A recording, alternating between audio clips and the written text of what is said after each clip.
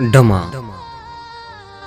زه په خپل وس باندې پوره کوشش کوم چې د چا زړه کې رانه داغ د نفرت ونه لګي.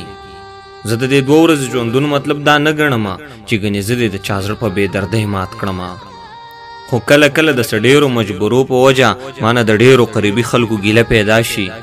زه په خپل وس په ځان کې ځای د ګیلې نه پرېږدم، خو زه انسان یم، خطا هم مجبورۍ هم لرم. زما یو خو یو ادیب او یو شاعر ملګری مانه بلا ځله په دې خبره ځان خفه کړو چې ته زمونږ کلي ته نه راځې، مونږ هېڅ نه ګڼې، تا سره بلکل څه احساس د چا د مینې نشته. خو دا خبره حقیقت نه ده، رښتیا دا ده چې زه د دوران په زولنو کې یو بندي انسان یم. ما څو ځلې اراده ورله د تلو وکړه، خو زه به د تلو نه څه ناڅه خبرې پاتې کړم. نو هغه 13 ورځ مې هر څه شاته وغورځول. ما ویل زه د خپل خوږ اشنا ګیله ورکوم. د مازدیګر او د ماښام ترمنځ ورسېدم. هغه وی ښه د ډېر په ښه مو کره ورسېدې. خوله مې سپړدله. ما ویلې زه تپوس کوم چې آخر څه داسې د لویې خوشحالۍ موقع ده چې منځ کې نورې څه بلا خبرې داسې راغلې چې بیخي زمانه دا خبره هېره کړله. تر ماسخوتن مو بلا خبرې وکړې. د زندګۍ په هر یو موړ مو رڼا واچوله. ګیلې هم وشوې، د ګیلو صفایي هم وشوله، د نوو کلامونو اظهار هم وشولو. په موده پس مو د یو بل سره لیده شوي وو. محفل ښه ګرم و، په یو بل باندې نه مړېدو چې دې کې ناڅاپه یو سوز د موسیقۍ راخور شو. ډېر په لذت زما غوږونو ته راورسېده. ما ته زما هغه شاعر ادیب ملګري ووې زمونږ محلت کې نن زمونږ د محلتي واده دی. بلا مالدار دی، پیسې ته خو پیسه نه وایي. په دې واده کې د ډمو انتخاب کړی دی. راځه چې لاړ شو اشنا، زړونه به لږ هم آزاد کړو. یوه شیبه په حجره کې تماشه وګورو. زما هغې میدان ته تلو ته ډډې نه لګېده، خو د هغه د غم خادۍ سودا مې هم کوله. موږ د حجرې د ټنګ ټکور میدان ته ووتلو. په سرودونو او رنګونو کې مو ځان شامل کړو. محفل شروع، یو 2 ډمې په میدان ګډېدې. د ګونګروګانو شرنګاشرنګ سره یې لاس پړقېده.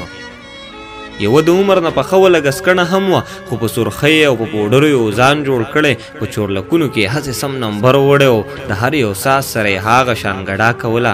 کله ساده ګډېده، کله لوګري سره ډانس، او کله لاشاډوله به یې واچوله.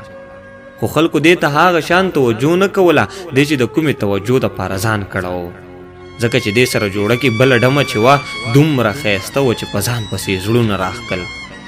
14 کلیزه نری دنګه ښکلې لوړه ونه، قد او قامت ته به یې سروې هم سلام کولو. داسې ښکلا یې د فطرت په اننګو خوره وه چې د سینګار مصنوعي حسن پکې نه ځایېده. د پردو زړونو د ګټلو چل یې ډېر زده و، خو په ګډا کې د میدان ګټلو چل نه ورتلو. ډېرې نخرې وداګانې ورله نه ورتللې. ما ته یې مړاو سترګو کې حیا ښکارېده. ما د هغې په هر نظر کې مجبوري لیدله. بیا مې د ټول محفل په خلکو نظر واچولو. ما د هر چا د نظرونو اندازه واغېسته. د ټول محفل سترګې یې داسې په وجود خښې وې لکه چې قات والي خلکو ته غله میلاو شي. په ډېرو خلکو د هوس پیریان راوپارېدل. د زړه درزا ورله د سترګو حرکت بدل کو. یو چا زلمی مې په نظر هغه محفل کې راغی چې وخت په وخت به یې پرې څه ناڅه پیسې شیندلې. ما د نظر لاندې ساتلو یو حرکت یې وکړو. د 100 نوټ یې دې جینۍ ته لاس کې ونیولو. دغې جینۍ چې نوټ د ده په لاس کې ولیدلو، د ده طرف ته په پیسو پسې روانه شوله. چې 2-4 قدمه لار په منځ کې پاتې شوله، د زر د ګوتو نه پیسې شونډو کې ونیولې. د ښي لاس ګوتې د ګسو ګوتو ګروت کې ورکړې. دواړه لاسونه یې زر یو بل سره کونجې کړله. د ولو منځ یې د کرسۍ تکیا ته وخېژو. د لاسو کونجې یې د سره شاته واړولې. د هم په دې غرض خپل سر کونجو کې ونیولو، هم په دې خیال یې د کرسۍ نه سټ په شا واړو چې دا نازکه او ښایسته او ګلالۍ جینۍ به د دې پیسو دپاره ځان په مار وغورځوي. خو دې جینۍ کې شرافت هم و، هوښیاره هم وه.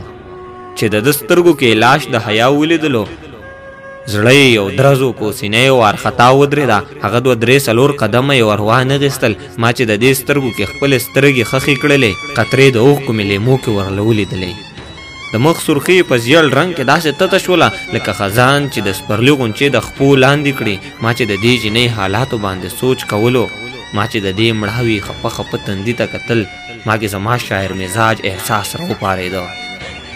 ما ویل ډېرې دردېدلې مجبورۍ لري جوړ. ما ویل ښکاري چې په زړه کې روغ ځای نشته دی. ګنې نو داسې پوښتنې او حیادارې پیغلې په کور دننه د کوټې ګوټ کې هم نه ګډېږي. خو چې مې بل خوا دې سپېڅلو پښتنو ته کتل، ما ته په خپله پښتو ځان کچه ښکارېده. ما ویل هسې د پښتو پښتونولۍ چغې دي. ما وی قسم چې پښتانه لا پښتو نه پېژني.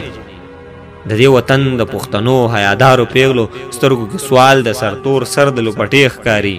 نن دا ښاغلي معزز او دا درانه پښتانه دا د هوس او د شهوت په جذبه سره پښتانه د هغو سر له د سالو د ورکولو په ځای د هغوی ګل ګل عزتونو باندې اور لګوي. دې ته به کوم سړی اسلام او یا پښتو وایي چې پښتانه د پوجرو کې پښتنې ګډوي. ماله په هغه ځای کې نور د ناستې چل نه راتلو، ما ته هغې محل کې ځان په ناسته بد ښکارېده.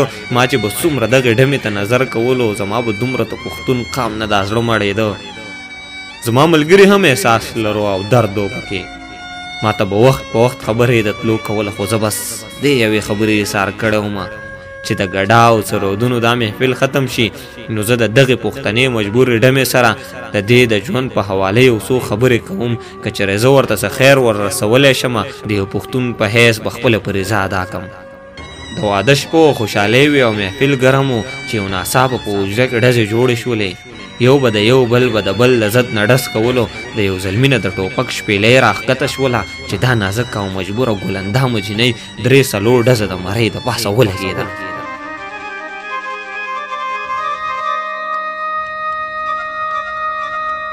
لاړه په شا خوره وره په میدان پرېوتله. ما ځان تر څنګه په تندک ور ورسو. د ژوند نیمګړې اخري سلګۍ یې شونډو کې وه لکه د ګل یې پرې نازکې شونډې وخوځېدې.